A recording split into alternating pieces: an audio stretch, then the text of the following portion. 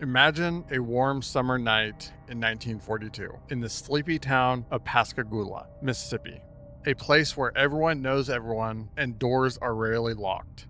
Yet, as the sun sets, an air of unease creeps in. This was the summer when an unknown figure, a shadow in the night, would slip silently into homes, leaving behind only a terrifying calling card, a lock of freshly cut hair.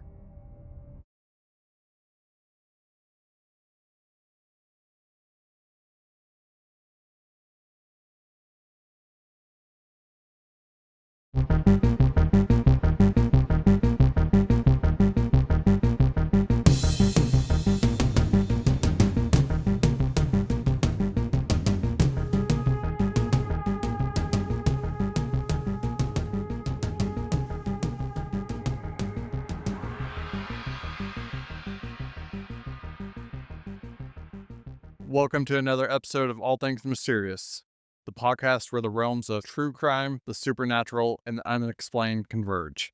I'm your host, Matt. I'm Jordan. Let's dive right in.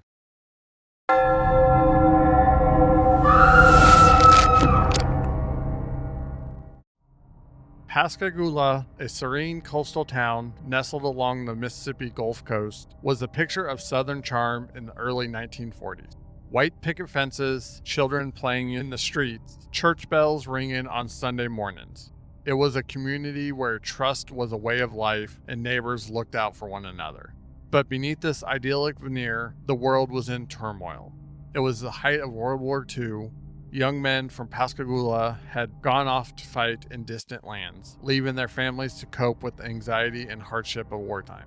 This sense of vulnerability was the perfect breeding ground for the terror that was about to descend on this peaceful town. It started innocently enough, if such a word can be used to describe a crime. This story is by far one of the weirdest ones I've done. I mean, you mentioned leaving locks of hair? Freshly cut locks of hair. Yeah, that's really freaking creepy. Yeah, it really is. And it does get worse than that. Ew. Not to mention that basically all the victims were children. And you say that I do the weird ones. This is one of those stories that technically has a conclusion, but technically it's not. And then there also may be a cryptid connection to it too. So it's going to be an interesting story. All right, bring it on then. Let's get to the first victims. Mary Evelyn Briggs and Edna Marie Heidel were two vibrant young students attending Our Lady of Victories, a quaint Catholic school nestled in the heart of Pascagoula. Mary Evelyn, with her long auburn hair and quick wit, was known for her infectious laughter and love for music. Edna Marie, equally lively, had golden blonde locks and a penchant for storytelling, often captivating her friends with tales of adventure and romance. Their dormitory room, a modest space with two single beds adorned with floral quilts, was a sanctuary of friendship and shared dreams. The girls would often stay up late, whispering about their futures, giggling over shared secrets, and offering each other comfort in times of worry. On the night of June 5th, 1942, the air was thick with the sticky heat of a Mississippi summer. Their dormitory was quiet. The only sounds were the rhythmic croaks of frogs and the distant hum of crickets. As the town of Pascagoula slept, an ominous figure crept through the shadows, making his way to the school grounds. Unbeknownst to Mary and Edna, their peaceful slumber was about to be shattered. The Phantom Barber, as he would come to be known, silently pried open a window and slipped into their room like a wisp of smoke. With the precision of a surgeon, he approached their beds, scissors gleaming in the moonlight. Mary was the first to stir, a cold draft brushing against her cheek. Her eyes fluttered open and she froze in terror, feeling the cold metal of the scissors grazing her scalp. She tried to scream, but the figure clamped a hand over her mouth, muffling her cries. In the bed beside her, Edna remained blissfully unaware, lost in the depths of her dreams. In mere moments, the intruder vanished as silently as he had appeared, leaving behind only a lock of Mary Evelyn's auburn hair on the pillow. As the reality of what happened sunk in, the girls' dormitory was filled with the panic screams, waking the entire school. The news of the bizarre incident spread like wildfire through Pascagoula. Parents rushed to the school, their faces etched with worry. The local sheriff, a man named Oscar Flanagan, arrived at the scene, determined to get to the bottom of this unsettling crime. Sheriff Flanagan, a stout man with a stern demeanor, began his investigation by interviewing the distraught girls. Mary and Edna recounted their horrid experience, their voices trembling with fear. Flanagan noted that the precision of the break-in, the calculated nature of the attack, and the eerie fact that nothing was stolen except for a few strands of hair. Initial theories ranged from a deranged barber with a hair fetish to a more sinister explanation involving dark rituals. The community, already on edge due to the war, was now gripped by a new fear. Parents began locking the doors at night, keeping their children close, and casting suspicious glances at strangers.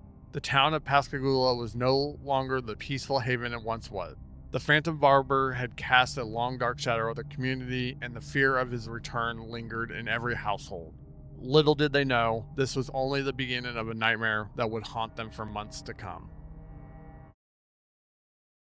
Those are some interesting theories, though. Yeah, that's to say the least. It is the most interesting theory, I would say. This is just such a weird story. I don't get it. Did he take the hair and leave the girl? What happened was he cut a piece of hair off, or a lock of hair. He left part of it on the bed, and then he took the other part. And the girl, Was untouched. that's just really weird. And it really does sound fetishy to me. I'm sorry, but it really does. Yeah. That also would have been up on my list. It does. And it's weird to me that Mary was the only one who had her haircut. Like, Edna wasn't even touched. I would have been like, all right, someone's just real freaking weird. And like I said, it gets more dark. This was his first infraction. The first known one, at least. The first one that definitely started the whole frenzy, if you want to call it. These were young girls in a Catholic school. Absolutely. And pissed me off. Yeah. I feel like that would probably suck trying to fix it. I get its hair and it'll grow back, but I know girls' hair in general is really hard to manage, and especially grow at a normal rate. There's something about your hair. It becomes a part of your appearance and a Mhm. part of almost who you are. Even my hair. Matt, you see me all the time. I don't particularly put a lot of effort into my appearance. That's true. I didn't mean that to sound bad. I appreciate it, buddy. Thank you so much. I'm not going to say anything. No, you're fine. I put on a t-shirt. I put on jeans. I wear the same sandals just about every single day. I don't wear makeup in the YouTube videos, honestly, and the TikToks. That's like the first time I've put on makeup for probably at least a year. I braid my hair and it looks wavy sometimes, but even then, I still take a lot of pride in my hair, which is really funny because I don't put any effort towards my Mhm. appearance at all. The first time she came to work with makeup on, I asked her who died and what funeral she's going to after work. I'm pretty sure I was literally going to a funeral. Was I going to a funeral that day? No. You just said that you felt like putting makeup on. That's really weird. I don't Yeah. remember that day. That was a while ago. It had to have been. But the first time I ever seen you with makeup on, Recall that day. you're just like, I don't know, felt like putting makeup on. That's really weird. I Yeah. don't remember that day at all. I do because it's weird. I straightened my hair today for the first time in I don't know how long, and that's more effort than I have put in I don't know how long. But there's something about your hair that is significant to you. Even me, who puts very little effort into my appearance, there's still something so significant about your hair. It's very disappointing when something's done to it, and it is very difficult to fix if a piece of it is chopped off. Carol Peedy was a bright, imaginative 6-year-old girl who lived with her parents in a cozy bungalow on the outskirts of Pascagoula. With her curly brown hair and big blue eyes, she was the apple of her parents' eyes. Carol loved playing in the garden, chasing butterflies, and pretending to be a princess in her own little world. The Peedy family was close-knit. Mr. Peedy worked at the local shipyard, contributing to the war effort, while Mrs. Peedy was a homemaker dedicated to creating a warm and loving home for her family. Their evenings were filled with story time, family dinners, and the comforting routines of domestic life. On a sweltering night in late June, the Peedy household was still. Carol lay in her bed, clutching her favorite teddy bear, lost in the peaceful dreams of childhood. The window above her bed was slightly ajar, allowing a gentle breeze to drift into the room, carrying with it the scent of blooming magnolias. In the dead of night, a shadowy figure approached the house. The Phantom Barber, his heart as cold as the steel of his scissors, had found his next target. He carefully cut the window screen and slipped into the room with the stealth of a ghost. Carol stirred slightly, her small hand clutching her teddy bear tighter. The intruder moved swiftly, his scissors glinting in the pale moonlight as he snipped a lock of her hair. Within moments, he was gone, leaving behind a scene that would haunt the Petey family forever. Mrs. Petey was the first to discover the horror. As she entered Carol's room to wake her for breakfast, she noticed the cut window screen and the hair on the pillow.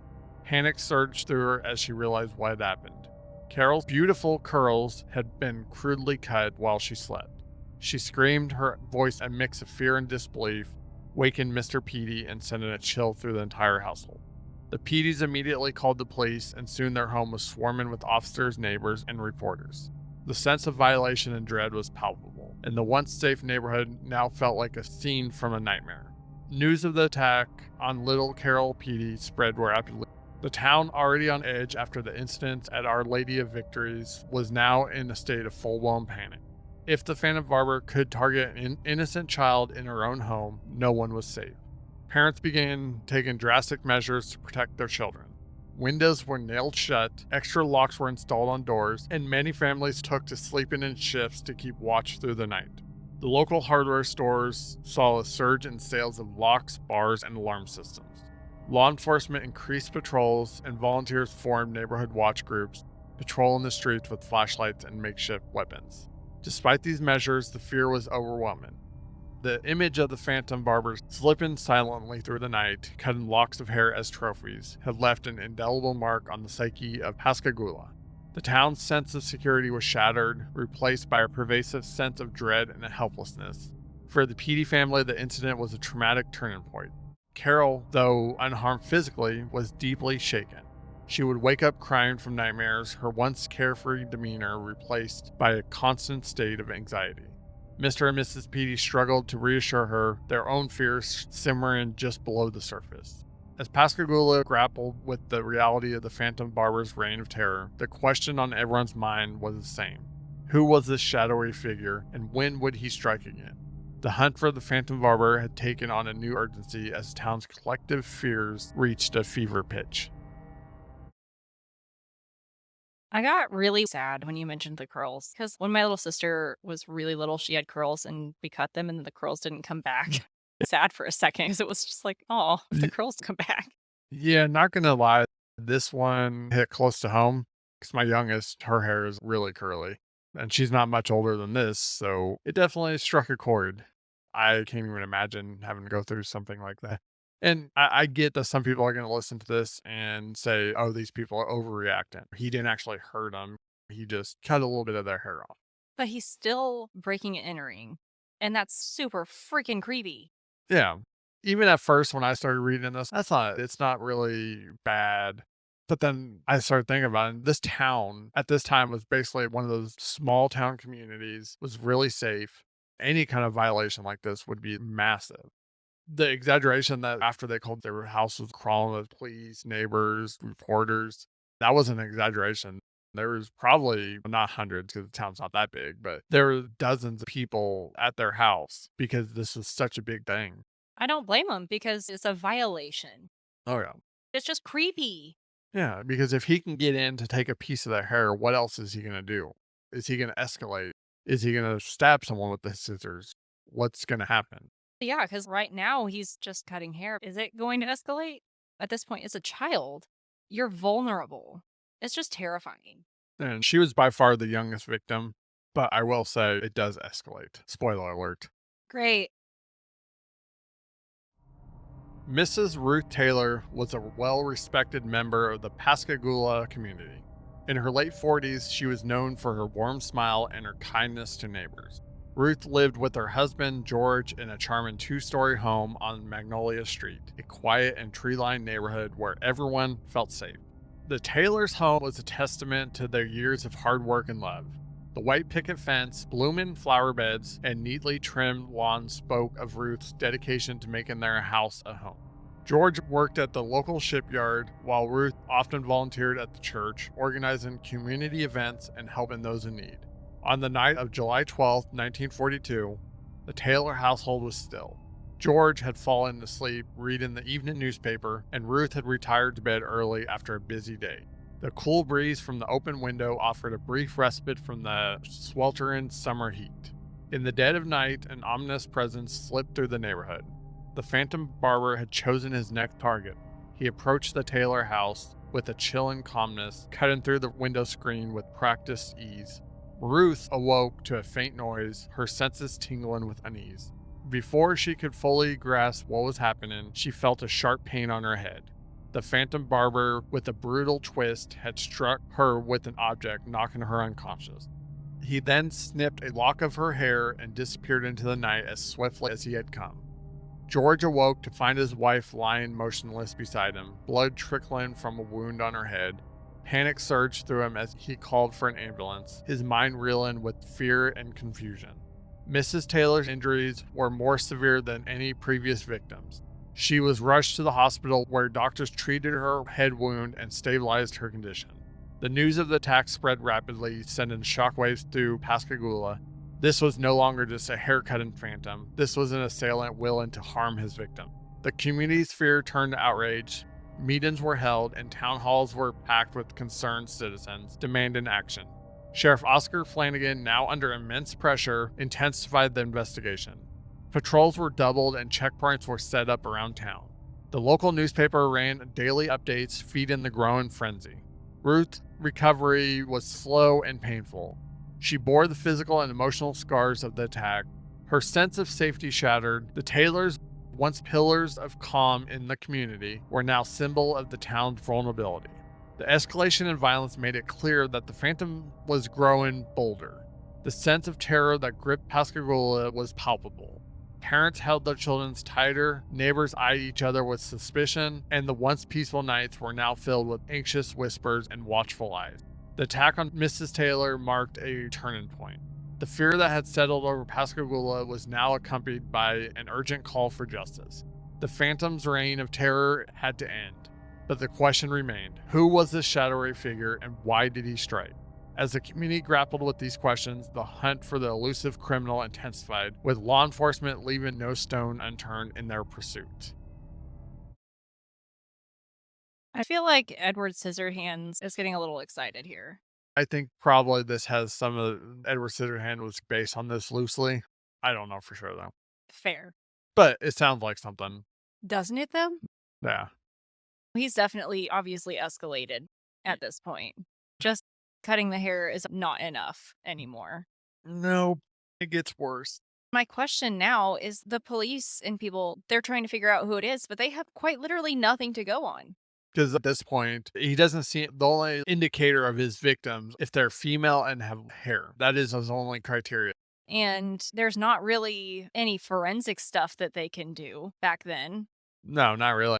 This is 1942. They've got a little bit. They've got fingerprints, but he doesn't really leave fingerprints. Exactly. So there's not a whole lot they can do at this point except question people and hope they figure something out, which would leave the whole community just absolutely in terror. And I can't blame them because that's how I would feel. And I'm sure that the police force feels the same way because they're doing the best they can, but they've got nothing either. Yeah.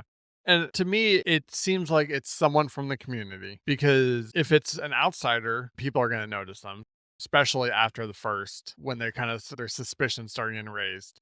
So that almost tells me that it's someone in the community because this person is pre-picking his victims. It feels like he stalks them for a little bit because he had to have known that one, where her bedroom was and the fastest way to get in there. He would have to know that her husband fell asleep early. So he would have to watch him for at least some time. That seems like it's someone from within the community. It would have to be just for the blendability. Yeah. And I think at this point, the community is starting to realize that, which is why they're starting to be suspicious of their neighbors now because they think the same thing I'm thinking. If it was an outsider, someone would have noticed them. But I will say it does get worse. Thanks. I love it. You're welcome. The Heidelberg family was a well-known and respected family. Dr. Frederick Heidelberg was a prominent physician, and his wife, Martha, was an active member of several local charities. They had 2 children, Robert and Alice, both in their early teens. The Heidelbergs lived in a 2-story home on Oak Street, a symbol of their hard work and success. The Heidelberg residence, with its grand columns and manicured lawn, was a place of warmth and hospitality. The family was often seen enjoying their evenings on the porch, engaging in lively conversations and sharing laughter. It was a picture of tranquility, a stark contrast to the terror that would soon unfold. On the night of July 20th, 1942, the Heidelberg house was cloaked in an uneasy silence. The family had just returned from a social event and settled into their nighttime routines. Dr. Heidelberg retired to his study. Martha was tidying up the kitchen, and the children were already in bed, their dreams untroubled by the looming danger. As the clock struck midnight, an ominous figure moved through the shadows, approaching the Heidelberg home with a disturbing sense of purpose. The Phantom Barber, undeterred by the increased patrols and heightened security measures, had chosen his next target. The intruder carefully cut through the window screen of the children's bedroom. Robert and Alice slept soundly, unaware of the figure that slipped silently into their room. The Phantom Barber moved with precision of a predator, his eyes scanning the room for his next trophy. Alice, the younger of two, stirred slightly in her sleep. The intruder paused, his breath held, then continued his grim task. With a few quick snips, he cut a lock of Alice's hair. The sound was barely perceptible, but it was enough to wake Robert. He opened his eyes momentarily, paralyzed with fear as he saw the dark silhouette standing over his sister. Before Robert could scream, the Phantom Barber was gone, leaving behind a scene of confusion and terror. The children's cries woke their parents, who rushed into the room to find the cut window screen and Alice clutching her shorn hair, tears streaming down her face. Dr. Heidelberg, usually a figure of calm and control, was gripped by a mix of fear and anger. He immediately called the police, demanding swift action.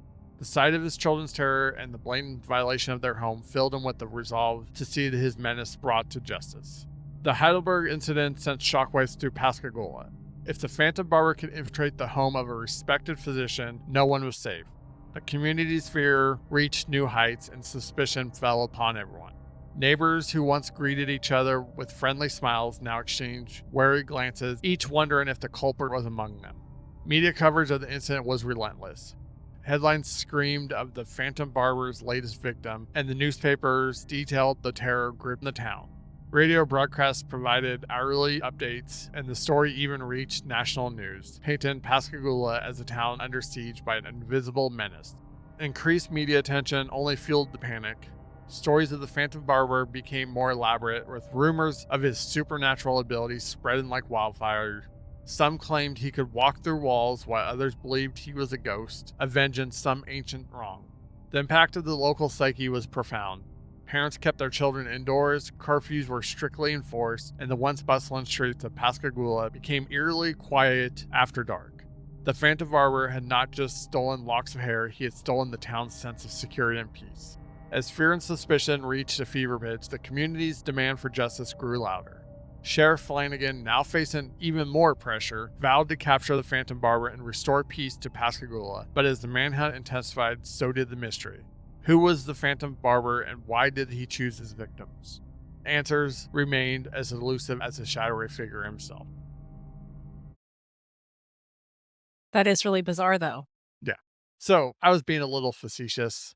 It doesn't actually get worse. It got a little worse. Miss Taylor was probably the one victim who was actually assaulted. But in this town's perception, the fact that he went after the physician's family was actually worse for them because he obviously had much higher standing in the community. So yeah, in their point of view, this was worse than all the other victims, which if you think about it, seems messed up in its own right. But It is because they're not really better or worse than anybody else, people. at least in this community, they were a higher standard family. Obviously, they were richer than the other families. So to them, it just seemed like it was more of an invasion to go after the physician's family. It makes sense, but they still never really caught the guy, or did they? We'll get into that next. I don't know if I like the look on your face. They caught someone. Again, I don't know if I really like the look on your face. William Dolan was a name known to many in Pascagoula, though not always for the right reasons. A local chemist by trade, Dolan was a reclusive figure often seen walking alone through the streets, his head buried in a book or muttering to himself. He had a reputation for being eccentric, even odd, and his behavior had long been a subject of local gossip. Dolan had a history of minor run ins with the law. There were accusations of petty theft and disorderly conduct. The rumors swirled about his involvement in questionable activities. He was known to have a volatile temper, and his interactions with others were often marked by hostility. Despite his unsettling demeanor, Dolan had managed to maintain a low profile, blended into the background of Pascagoula's daily life. That was until the summer of 1942, when the community's growing fear and paranoia brought his name to the forefront of the search for the Phantom Barber. The turning point came when a local resident reported seeing Dolan near the scene of one of the Phantom attacks. The tip, combined with his odd behavior and previous run-ins with the law, made him a person of interest for Sheriff Flanagan and his team. On a sweltering July afternoon, law enforcement descended upon Dolan's modest home. Inside, they found a pair of scissors and several locks of hair, items that could easily be explained away, but in the charged atmosphere of fear were damning evidence. Dolan was arrested on the spot, his protests of innocence drowned out by the officer's commands and the murmurs of the gathered crowd. The news of his arrest spread quickly, sending ripples of relief through the terrified community. Many felt a sense of vindication, believing that the Phantom Barber had finally been caught. The trial of William Dolan was a spectacle, drawing immense public and media attention. The courtroom was packed with curious onlookers, reporters, and the families of victims, all eager to see justice served. The prosecution painted Dolan as a disturbed individual with a penchant for bizarre and frightening behavior, using the scissors and locks of hair as key evidence. Dolan's defense argued that the evidence was circumstantial, highlighting his lack of a criminal history for violent crimes and questioning the reliability of witness testimonies. However, the climate of fear and the public's desire for a resolution played heavily against him. After a brief deliberation, the jury found Dolan guilty, and he was sentenced to a lengthy prison term. Despite the conviction, doubts lingered. Some residents and legal experts questioned the strength of the evidence and whether Dolan was truly the Phantom Barber. Was he a convenient scapegoat or the real culprit? These questions remained unanswered, leaving a shadow of uncertainty over the case. As the years passed, the story of the Phantom Barber and the arrest of William Dolan became a haunting chapter in Pascagoula's history. The fear and paranoia that had gripped the town gradually faded, but the mystery and the lingering doubts about Dolan's guilt left an indelible mark on the community. I don't buy it. No, so DNA testing wasn't a thing back then. And cutting off hair, you're not going to be able to really get DNA from it because they actually get the DNA from the root of the hair, not the actual hair itself. So that won't help them anyways. But there was really no way to match it to the girls. And I don't know if they really took it any further or if they just saw this guy's got locks of hair. He's guilty. It would look pretty damning. It would. And it seems like it. But the part that gets me is this guy obviously had some priors. And he got caught for these priors, right? Is he really sneaky enough to be getting in and out of these places and stalking these people for the most part? Yeah. And that's, he's a reclusive figure. So he's probably got some kind of social anxiety. That's why I'm reclusive. I mean, So I don't think someone who is reclusive is going to go into someone's house and cut off someone's hair. I don't buy that because if you're reclusive, especially if you have social anxiety, going into someone's house that you don't know would almost give you a panic attack. yeah, that's how I feel about it because it doesn't 100% make sense. It doesn't to me either. Because the person that would be doing this would see it as a challenge.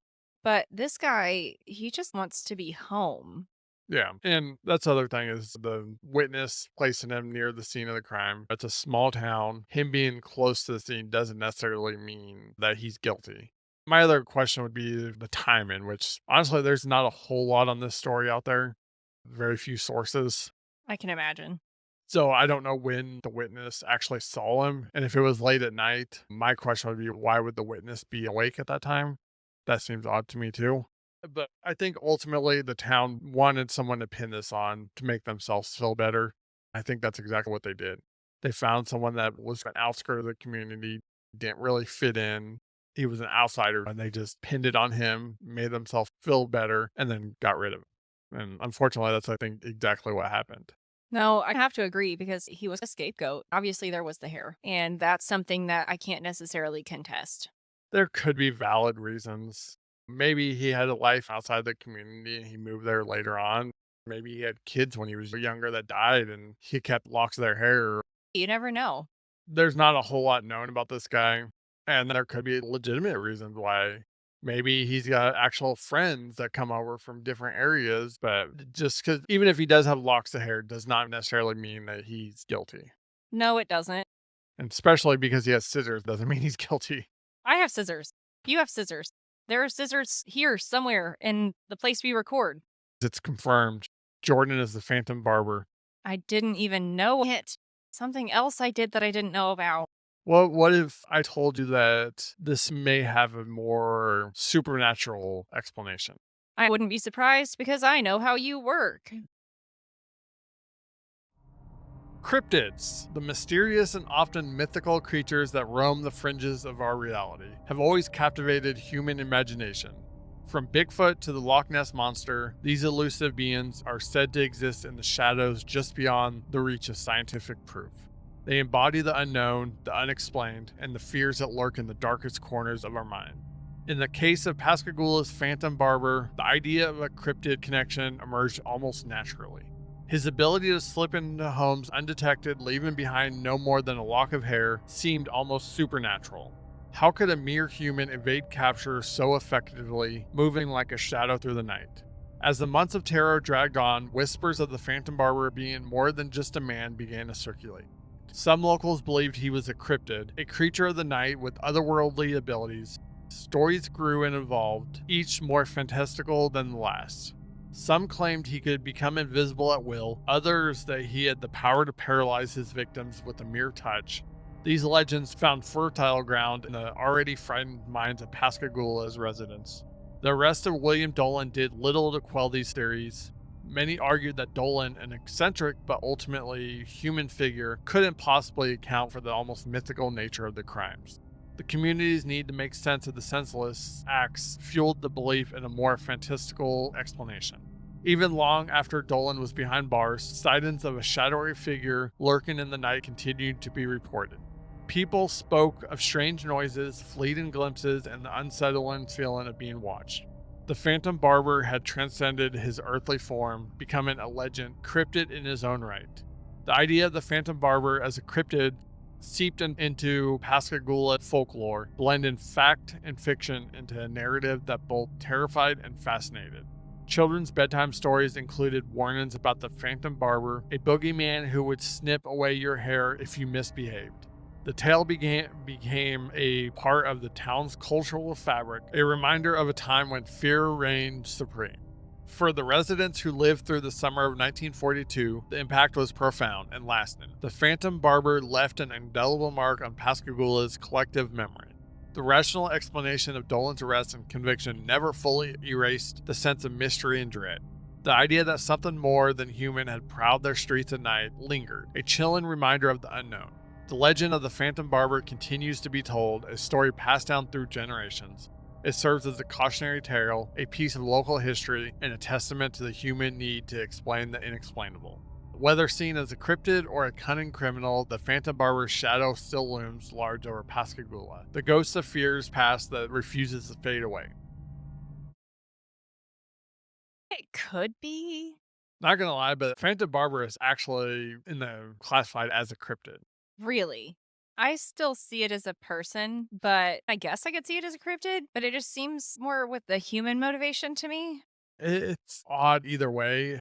I think it's hard to. I can see both points of view. I obviously think Dolan was not guilty at all. Definitely weird. I don't think he was actually the actual suspect. I'm not going to dismiss a cryptid connection because it's funny how these stories evolve. And the fact that the cryptid connection almost started during the crimes, which is weird to me. That is weird. Usually it's further down the line. But they got a point. The fact that this guy could get in and out, almost unheard of for the most part, because obviously the victims woke up but none of they didn't wake up until he was doing the crime or right after he had already cut their hair off. So it's weird to me that I could understand like the first two victims maybe, but when people are already on edge, it seems weird that people didn't sleep lighter. And this always goes back to my original philosophy in life is if you don't have air conditioner, bad things happen. I have to agree. I don't know. It's weird. It's a weird story and it's a weird motivation. Yeah, because honestly, when I first went through it, like my first thought was, why don't these freaking people just start closing their windows? I have to agree with you, but I guess back then, did they not really have air conditioning or No, anything else? And I'm sorry, but I probably would also leave my no. windows open because I'm not dying a heat stroke. Yeah, basically their only form of cooling off was opening the windows at night. So I get it. Honestly, I would love to keep my window open at night just because I love like the cool breeze and like the smell of nature coming into my room. But I don't like leaving my window open because I don't know, it freaks me out. Just thinking somebody's gonna crawl into my window. Or worse, someone just stands outside your window and stares at you. Ugh. Well, you just get dogs. They will alert you every single time. My dogs alert me if my neighbors approximately 3 blocks away are home. I'm certainly aware if there's anything happening just outside my house. Well, that's why I said my dogs alert Yeah. me when someone 5 miles away comes home. Yeah, if there's a leaf that moves outside, I am aware of it.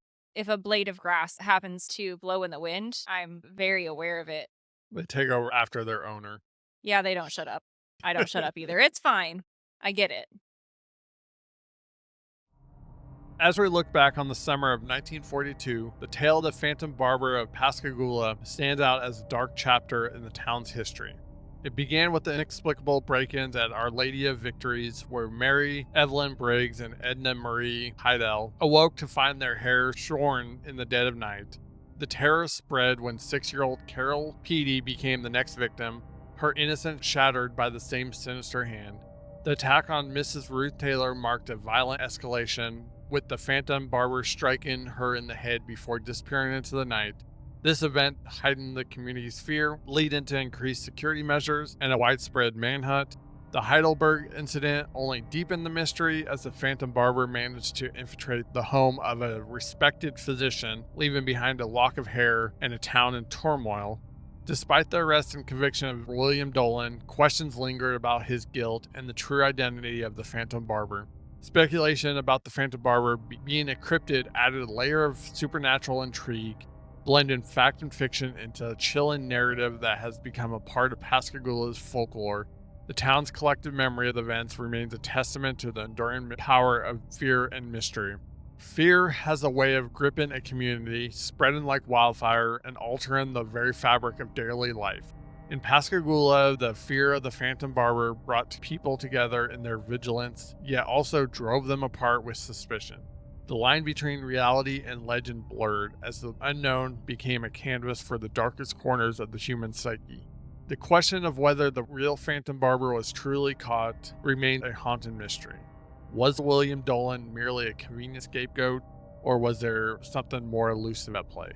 The lack of definitive answers keeps the story alive, a lingering ghost that continues to evoke curiosity and fear.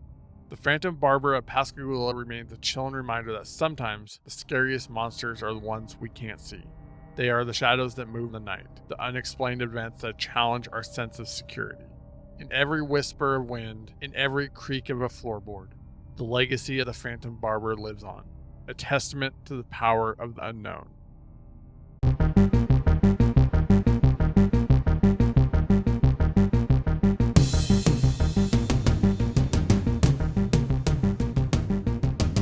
Thank you for joining us on this journey through all things mysterious. If you've enjoyed uncovering these mysteries with us, please show your support by liking, subscribing, and following us on your favorite listening platform. For more content and ways to stay connected, don't forget to check out our links in the description below. As always, we keep you guessing.